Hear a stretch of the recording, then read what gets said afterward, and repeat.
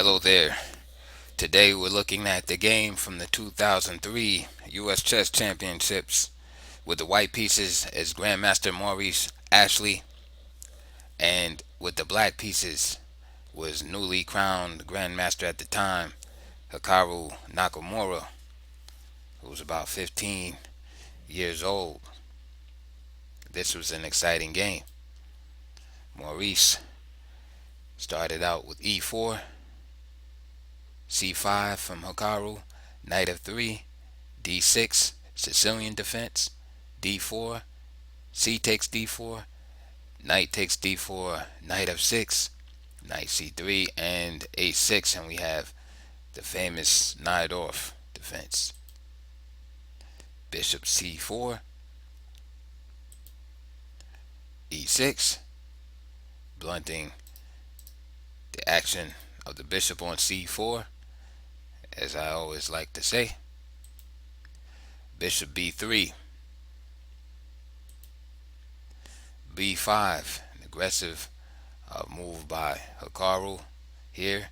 And again, just like in many variations of the Sicilian, the idea stemming from a6 is to play b5 and b4, attacking this knight on c3 and indirectly attacking the center, in this case e4,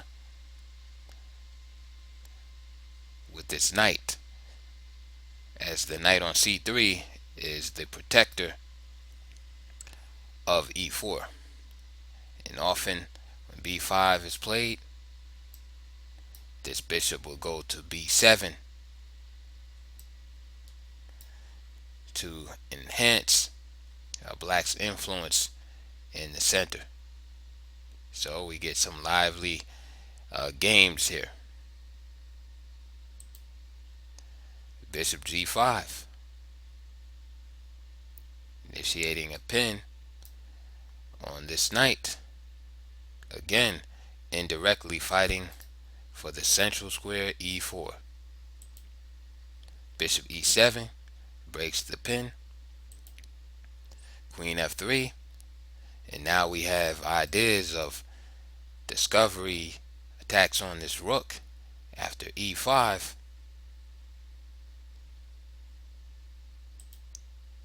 Queen b6, attacking the knight, which is unprotected, and also planning moves like bishop b7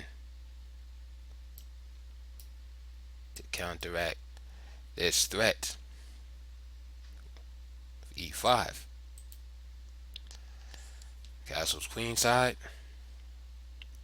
and we have the makings of a barn burner here, because white has a lead in development, but black has advanced his pawns already on the queen side, and his attack on the queen side is already in the swing of things. However, his king side is not completely developed yet. Knight bd7,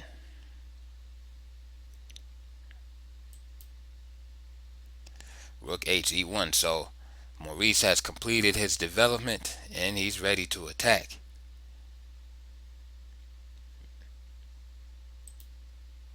h6,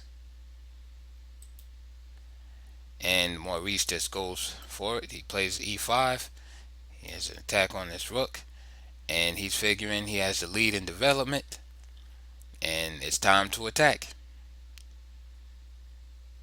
Of course, bishop e3 could have been played here also,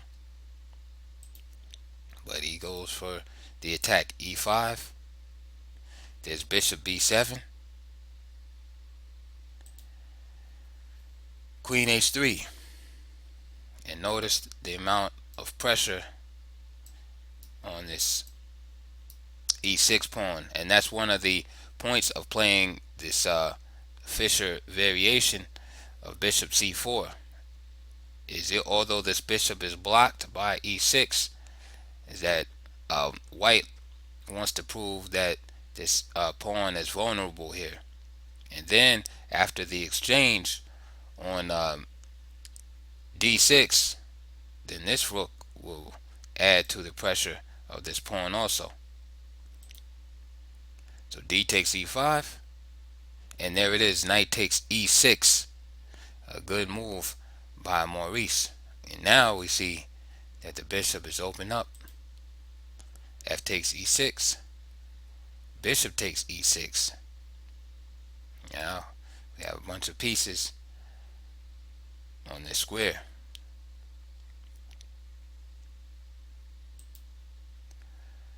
Rook d8. And this is a mistake actually by Hikaru. The young Hikaru. And after rook d7 by Maurice, he's on his way to a winning game. He simply removes the defender of this knight, of this rook, by playing bishop takes f6. And Hikaru doesn't want to lose his rook, so he plays rook to d6. However, that leads to a losing position after the simple move queen to h5 check, king d8. And now let us say that black is lost. It's totally lost here. All Maurice has to do is just finish the game. Bishop takes e7 check, queen takes e5, all good moves. King d8. Some of you might say, well, why not rook takes e6? Well, that's why, because if the queen takes g7, the king and rook are attacked simultaneously,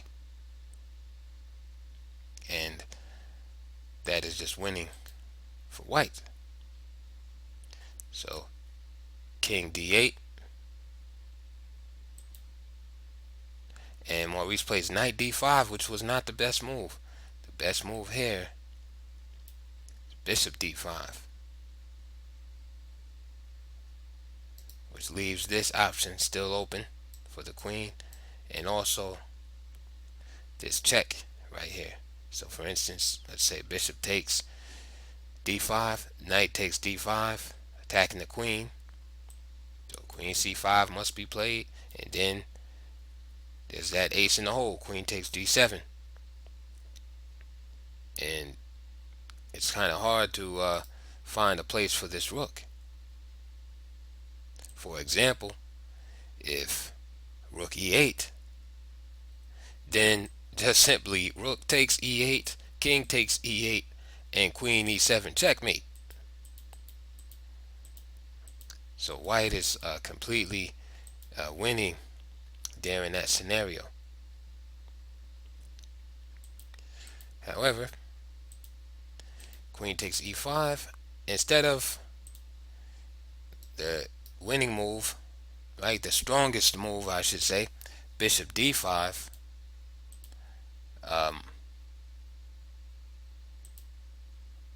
Maurice played the move knight d5, which is also a good move, and white is still in the driver's seat. It's just not as decisive. Again, attacking the queen, and bishop takes d5, queen c7. And we see the young Nakamura is definitely a fighter. A lot of players would have folded in this position, but he has such a strong will, even at this age, not to lose, that he just keeps fighting and fighting. And Maurice makes he starts making weaker move. I don't know if he was under time pressure or what, but even here, maybe just a move like bishop f3, it's good, and white is still in control, but because he has these two, he's up 2 pawns, and the king is exposed. but his direct attacking chances are basically dwindling here. As black has decent defense against any direct checking moves or anything like that. With this move here, Queen C7, for instance, he guards the his second rank and this pawn, and so there will be no direct attacking moves. Now it's time to start looking toward exploiting the material advantage, and I think that's what Maurice had in mind here with F4, is that he's up. He has these pawn majorities on the queen side and king side, and that, okay, now he's just gonna win like that. Okay, so now there's some tactical difficulties to overcome here. So Hikaru just plays rook d7,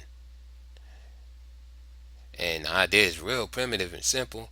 Just to play the rook here and win this rook and back here on e1. Another move that was possible for black was rook f6 with the double attack via x-ray on this pawn. And say for instance f5 to preserve it, then just queen takes, rook takes, and then perhaps just attacking that pawn again. And now looks like black's rooks are gonna come out, and I think black will be okay here. White is still up some pawns, but again he's down in exchange, so everything might balance out here. Okay, but that didn't happen. Instead, rook d7, which is probably a more natural looking move to some. And again, Hikaru's just protecting himself from just the real direct and overt attacks and creating some possibilities of his own. So rook d7, and Maurice plays queen f5, which basically is a defensive move. It's kind of he doesn't want to trade queens, of course, but he doesn't do anything really constructive in the position here. Maybe queen e4, maybe a bit stronger. And then let's say if a move like rook e7, then bishop e6 is very strong. And you have great threats of checking here, for instance, queen here, mating possibilities. So instead he played queen f5, and that allows Nakamura to find some resources in the position. So now this bishop is on prise. So now it's black that has the initiative. And what's interesting about this position is that black's king is the one that's is unsafe. But Nakamura finds a way to just create enough confusion in the position to reverse the tide. So now this bishop is under attack. So now Maurice makes a natural move, bishop e6, with a double attack on the bishop and an attack on the queen. So for instance, queen takes, bishop takes, and we have pretty even game here. Again, black is up the exchange, white has the pawn majorities, and we have a game here. For instance, rook f7, rook e5. He doesn't want to give up this pawn, and the game will go on, and it might be a draw. White might win, but black has basically escaped the execution that was about to take place with this king in the middle with all those heavy pieces on the board. But however, in this move, the young Hikaru found a great move here. He found a great move, and it just shows you to always fight in chess. Play Queen F2, attacking the rook, threatening to come here. Also, for instance, there's no time for bishop takes d7 because the rook is on prise, and just like that, the tables are turned, and Maurice actually was forced to resign. But you talk about you talk about those games that the one that got away. This was definitely uh, one that got away because Maurice could have still been talking about this game today if he had defeated Nakamura at the U.S. Chess Championship, because we know what happened with Nakamura's career after 2003. I mean, he just kept getting stronger and stronger and stronger. This was the time where he was very strong. Of course, he had just became a grandmaster in 2003, but uh, he was still reachable, so to speak, by the lesser opponents. To get a win off them and stuff like that. And it's an exciting game and a fun game to annotate. So I hope you like that game. Please like and subscribe, and I'll see you on the next one.